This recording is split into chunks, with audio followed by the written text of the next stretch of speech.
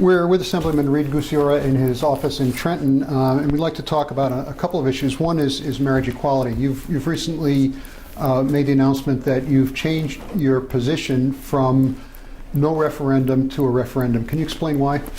Well, first of all, I'm the sponsor of A1. I'm the lead sponsor, and to think that I don't want my own bill to become a reality is a little silly, although that's what some advocates are implying. I still believe that civil rights is not appropriate to be, should be a ballot issue. One could only imagine if in the 1960s whether to segregate lunch counters were on the ballot in the South. We'd probably still have segregation on the lunch counters. But nonetheless, we're at a crossroads right now. My marriage equality bill has been vetoed by the governor, as you know, and it needs 12 votes in the Assembly to pass over the governor's congressional veto, and you need 3 additional votes in the Senate.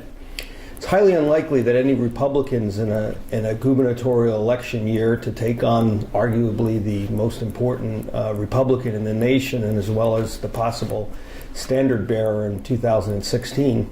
It's hard to imagine that we'd get many, if any, Republicans to override governor's veto. And that's also, keep in mind that not a single Republican in the Assembly voted for my bill, which is A1 that passed originally in the Assembly, and only 2 Republicans in the Senate voted in the Senate. So that makes, out of the 66 affirmative votes for A1, only 2 were Republicans. I don't know why some of the advocates want to put all their eggs in one basket and somehow believe that they can muster the votes to override Governor Christie's veto. So that said, while I still believe that we should have marriage equality, one, I don't think we should rule out a ballot initiative, and that was my whole point in introducing the bill. And when we look at the victories that gay rights advocates had in Washington State, in Maryland, and in Maine, indeed, I think we think that the public tide is turning in our favor. Also, the gay advocates who don't want to have the ballot initiative also came out and said that the majority of New Jersey voters are in favor of marriage equality. And so I think it's, unless those pronouncements were false, I think it's time that we, as a gay community, put up or put the issue to rest right now. But I think that we really owe it for the next generation, not somebody like me and the purple dinosaurs in the room, but the younger generation. If you talk to people in college, students in college, both gays and straights, do not believe that this should even be an issue. They don't even know why people even need to talk about this. So if you talk to the next generation, they want this fight. The other thing is, if you look at advocates in the past, such as labor unions and people who fought for civil rights in the 60s, they didn't back away from a fight. And they went out there and they felt that this is important to convince the public. And for gays simply to say, let's go back in the closet for a while to wait out the Christie administration, I think is unacceptable. And civil rights delayed is civil rights denied. And I think while we have the courts out there, we can wait for the courts to decide. I think that we should have all of the above on the table. Not only attempt a conditional veto, I don't think it's going to be successful, but wait for the courts, and then also have in our back pocket a potential ballot initiative as well. So I don't know what some gay advocates are afraid of, whether, I guess, we're getting too old and lazy, but I think that we owe it to the next generation to have this fight, to have this public discussion, and especially if we're claiming the majority of New Jerseyans are in favor of marriage equality, let's go out there and do it. Of course, all these things are not in a vacuum, and they're all interrelated, and putting this on the ballot in 2013 with a very popular governor who's going to get a lot of money from right-wing groups, does that concern you at all in terms of the success or failure of a ballot initiative? Well, first of all, California, the ballot initiative went down against marriage equality, and it went right to the courts, and the courts overturned it. So We can always go to the courts. The other thing is, I think it's a wild card, and it's going to cut both ways. The governor is going to be forced to talk about an issue that he may be uncomfortable with. While, yes, it's true, probably you're going to get a lot of right-wing crazy money coming from out of New Jersey, we're going to have the foot patrols.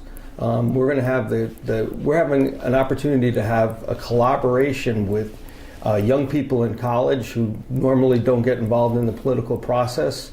So I think it can go either way, and while they may have the money, we can have an opportunity to have a dialogue. And also New Jersey, I think, is going to resent if you do have outside monies, and especially outside preachers coming in and telling us what our morals should be. I think there's going to be a lot of resentment. So I think that if it's a fair fight, and I have faith in the governor, who would make an equal pronouncement that we shouldn't have a lot of acrimony, we shouldn't have a lot of name calling, and if we had a good, honest debate, we would win. And that's another thing that the advocates got to think, if they're afraid to back off this ballot initiative, then perhaps they're sending the message that maybe this is not a good issue to get involved in. I'm proud of this issue. I think that we should move forward. We should have that discussion, and the facts and the people are behind us. And so I think that there's little success with the conditional veto, or a little chance of that overriding. And I think that at the very least, we should have the ballot initiative certainly on the table rather than foreclose it. Okay, the other thing that's happening, as you know, is that the U.S. Supreme Court has agreed to take on some gay rights issues. They would rule in June of 2013 with this ballot initiative in November. How do you see that playing? Well, it's very simple to cancel a ballot initiative. It would be moot. If the Supreme Court rules, which is also unlikely, I think a more scenario is because the Tea Party is entrenched with Scalia, they could simply say marriage is not in the Constitution, it's a state issue, and based on the 10th Amendment, this should go back to the states. So I see that scenario playing out more likely than them to go one way or another. And I think that we all have to agree that it's a conservative court out there, may even come out against us, and which would be even more of a reason to have a referendum out there to demonstrate support for the issue. Changing topics, one of the things that's been in the news obviously lately is the tragedy in Connecticut and gun laws. Are the gun laws in New Jersey, which are supposedly some of the strictest, strict enough? No, I think we need to revisit the assault weapon ban that we did under Governor Florio, which was gun name specific. I think we have to add a few named assault rifles. But the other thing that is troubling is about gun tracing, that the NRA has been very successful on a national level, prohibiting the ATF from supplying local police and state police information about where these guns have come from. So I have a bill in the legislature right now urging Congress to come up with responsible gun measures, and one would be to allow the ATF to once again provide tracing information. We should find out where these guns are from, but also closing the gun show loophole. 40% of guns are purchased without any background checks. I don't think that that's acceptable either. So there, on a national level, we could do certainly some reasonable measures, but on the local level, we should update assault weapons ban, and then I think there's even an issue that we can agree on with the gun proponents, and that's mental health and providing mental health care. We have prioritized health care in this state, and certainly good mental health care, but I think we really need to target the specific instance where there are many troubled people out there that may or may not be getting the right amount of help, and assisting the parents to certainly keep them away from guns.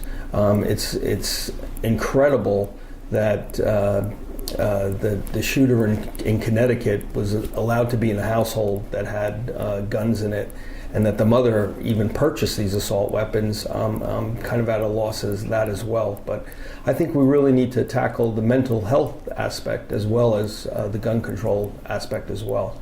Another aspect of violence, especially in urban areas like Trenton and Camden, is just the sheer poverty and the lack of jobs. What do you see the legislature doing after the first of the year to address those issues that foment violence? Well, I think that when we saw that the drop in the crime rate under Clinton was attributed to the economy improving, so we need to get some jobs and have people get off the streets and have them have something to do. I'm all for public service, and particularly in the urban areas, there's too many kids that have no hope, have dropped out of school, don't have jobs. And I think we should start thinking about some public service where young people are required to do some sort of community service rather than remain idle. And if we let them to do some community service, maybe they'll develop some job skills.